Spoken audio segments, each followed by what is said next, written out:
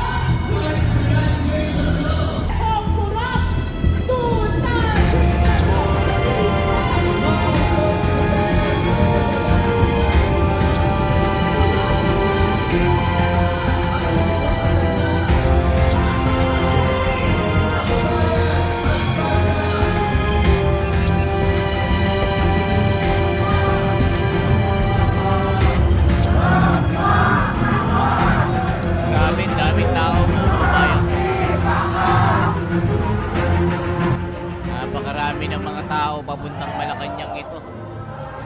Kuya Bok TV, ito po yung kanyang kuha. Talagang nagkakagulo na mga kababayan. Hindi na mapigil ang taong bayan sa galit nila. Talagang ito na ang sinasabi natin na galit ng tao dahil po sa nangyayaring pagnanakaw na ito. Mga kababayan ko, kayo na umusga dyan. Talagang pati si Marcoleta galit na din dahil walang hustisya na nakikita. Talagang ganito na po ang bansa natin. Puro pagnanakaw. Puro mapogi na lang. Tapos yung opisina ng DPWH sinunog pa para mawalang ebidensya. Mga tarantado, gago. Ang sarap murahin ng mga tonto. Grabe, napakarami. Milyon tuloy, libo-libo. Nasa 100,000 po ito mga kababayan. Paunang tikim sa paunang araw ito. Ngayong araw lang ito mga kababayan. October 23. Nakita nyo po mga kababayan, putik-putik pa mga kamay. Mga magsasaka ito na galit. Wala nang maitanim sa kanilang bukid na ninakaw nila. Grabe, ipaglaban daw ito ng taong bayan.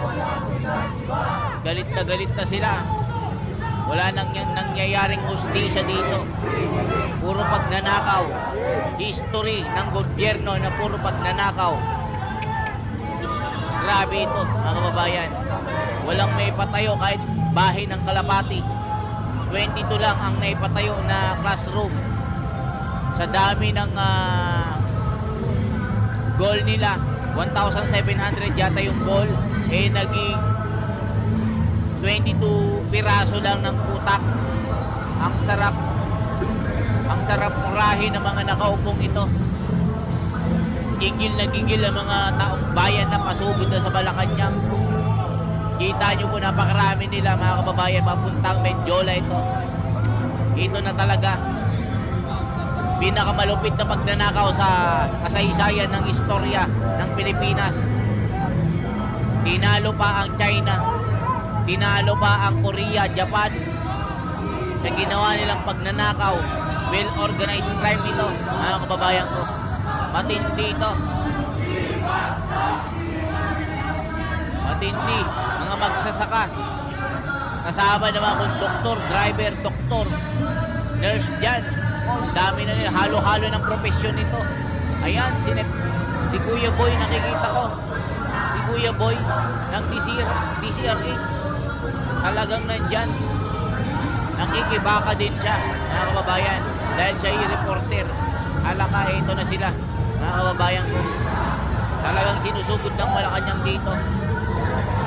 Talagang hindi papalupig ang taong bayan dahil sa nagnanakaw ng mga nasa gobyernong ito. Puro nakaw dito, nakaw doon. Walang project. Sarap murahin ng mga ito.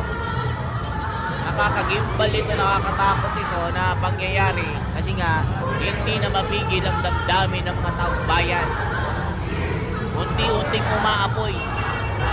Eh di ba yung mga pulis sundalo galit na rin, pati si Norberto Gonzales sa dating AFP-DND ng National Defense na talagang nasa pintuan na ang pagputok ng people power ng Pilipinas. Mababait pa mga Pilipino, puro rally. Eh paano kung naging Indonesia, Nepal ito, naging Madagascar, na ginamit ang pwersa ng taong bayan at military at kinugkob ang Malacanang. Paano pag ganun ang nangyari? Kita nyo, napakarami po. Magsasaka, kubrador ng weteng, kung ano-ano. Sama-sama na lahat ito. Pati nagtatrabaho sa perya, nandyan na. Pati mga vendors, nandyan na, kasama na. Talagang galit na papuntang Malacanang. Inalerto na naman ang Malacanang. Nataranta na naman sa atin si Manang Clear, yung vlogger ng Malacanang. Ayan na, sumigaw na ang bayan daw. O yan na, ipaglaban. Galit na galit sa ate. Lumabas yung litid, nakita ko. Kumamot pa si kuya. Dinapuan ng langaw.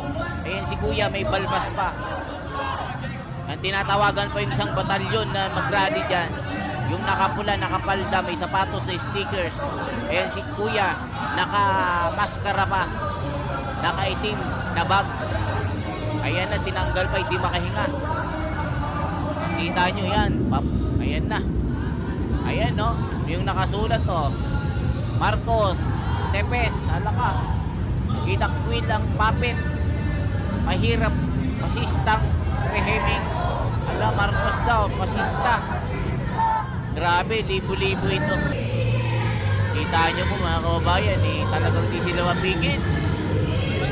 Ang dami na. Nataranta na naman si Manang Clear. Ano naman ang sasabihin niya dito? Nagtakbuhan na mga kababayan. Ayan, pati ice cream.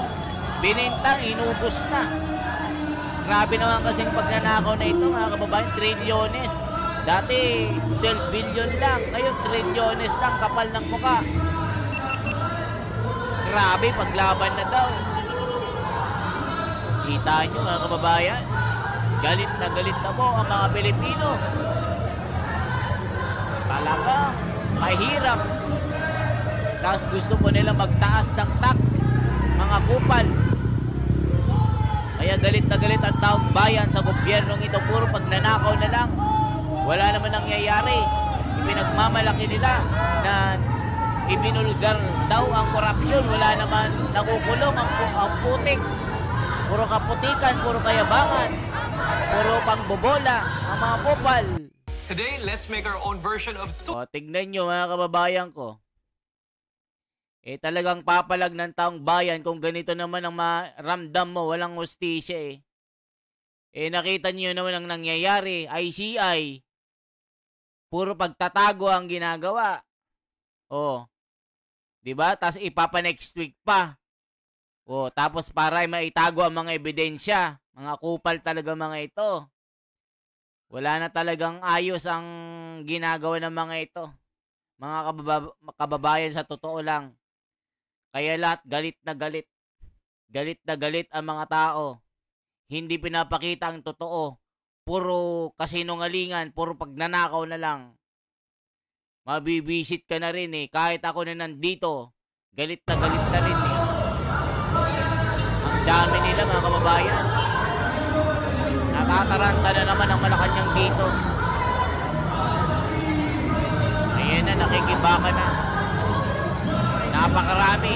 Libo-libo ito. Hindi makita ang dulo. Hindi mahulog ang karayom sa dami ng tao. kababayan. Nanggigigil ng tao dito. Pati pulis na, yan na. Nakaporma na. Ayan na si kuya, may tinatawagan pa. Ayan na sila, naglakad na. Ang direksyon, Malacanang. Hala ka. Yari na ito mga kababayan. Anong masasabi nyo dito? Anong masasabi nyo sa mga tagpong ito mga kababayan ko? Anong sinasabi ng mga komento dito? Manifesting that the Filipino people are no longer satisfied with the Philippine government full of corruption. Hindi totoong makabayan, karamihan dyan tapat sa partido at kay Joma. Ang pagbabago hindi ganyan, mga leftist ito. Ito ang amo nila mga kaliwang grupo. Isinama nila si Duterte dahil ang makakaliwa na yan, bayad ni Hontiveros, may planong tumakbong presidente. Ayan po mga kababayan. So kayo na pong umusga dito, ano pong masasabi nyo? Isang like po, isang share at isang subscribe. Salamat po.